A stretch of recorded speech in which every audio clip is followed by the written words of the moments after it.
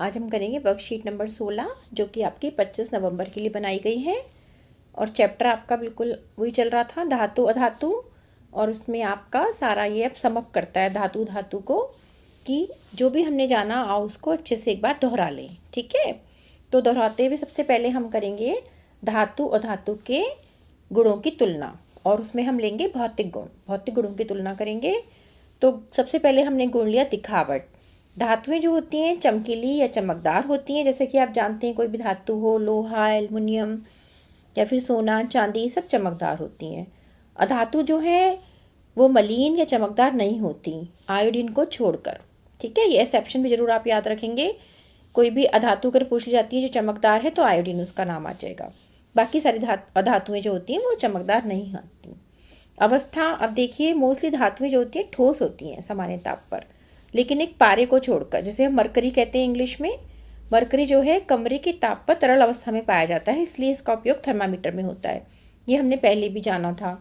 और अधातुएं जो होती हैं ठोस, द्रव, गैस तीनों अवस्थाओं में पाई जाती हैं। ठीक है, अब देखिए कठोरता। ठीक, कठोरता मीन्स किस तरह से मिलेंगी, क्या सॉलिड ज़्यादा हार्ड होंगी या नहीं होंगी। तो सोडियम, पोटेशियम और लेड को छोड़कर सारी धातुएं कठोर होती हैं।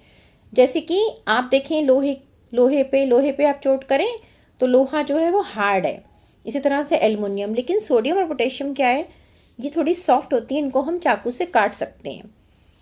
अधातुएं सामान्यतः नरम और भंगुर होती हैं। ठीक है, ये हार्ड नहीं होती। अब देखिए आघात वर्धनीयता।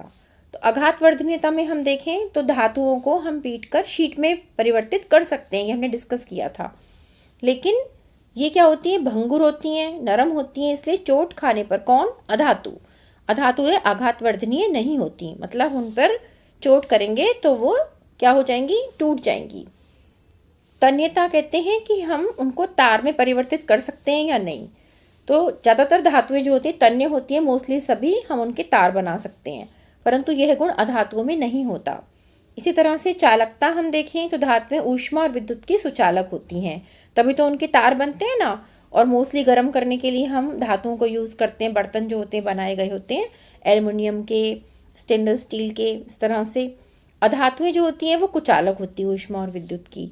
ठीक है, ध्वनिक, अब हम देखें ध्वनि प्रोड्यूस करती हैं, ये साउंड है ना।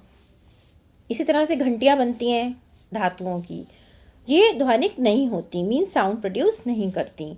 उदाहरण आ गए धातु के सबसे इंपॉर्टेंट, लोहा, सोना, copper, aluminium, magnesium, silver, sodium, calcium, और भी बहुत सारी धातुएं होती हैं। इसी तरह से अधातु में carbon, oxygen, nitrogen, chlorine, sulphur, iodine, और बहुत सारी, जैसे हाइड्रोजन है, फास्फोरस है, और बहुत सारी अधातुएं होती हैं ना। अब क्वेश्चन आंसर करें बच्चों। देखिए, दो धातुओं के नाम लिखिए जिन्हें चाकू से काटा जा सकता है। तो अभी हमने ऊपर पढ़ा था कि चाकू से हम किनको काट सकते हैं, सोडियम और पोटेशियम धातु को हम काट सकते हैं क्योंकि नरम होती हैं। मंदिरों की घंटियां धातु की क्यों बनाई जाती हैं, क्योंकि वो ध्वनिक होती हैं, ध्वनि प्रोड्यूस करती हैं, साउंड, इसलिए हम उनको किससे बनाते हैं, घंटियों को धातु से बनाते हैं।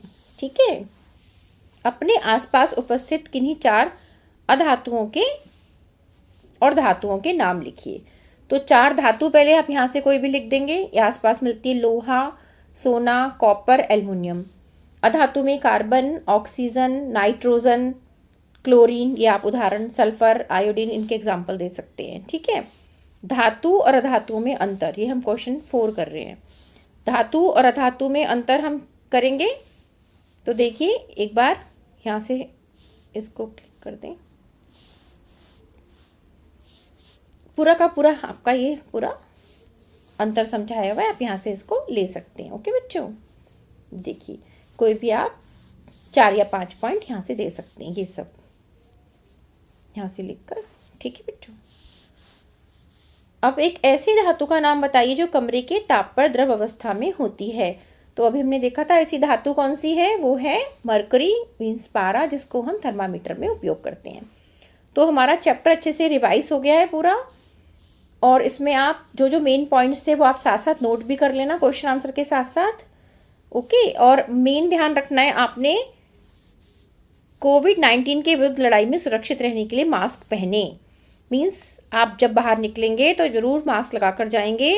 और आने के बाद अपने हाथों को साबुन से धोएंगे। और किसी भी कारण अगर बहुत ज़रूरी तभी बाहर जाएं, अन्यथा अवॉइड करें बाहर जाना। ओके बच्चों, ठीक है, आप अच्छे से इसको अटेम्प्ट करना और क्वेश्चन आंसर करना। थैंक यू बेटा।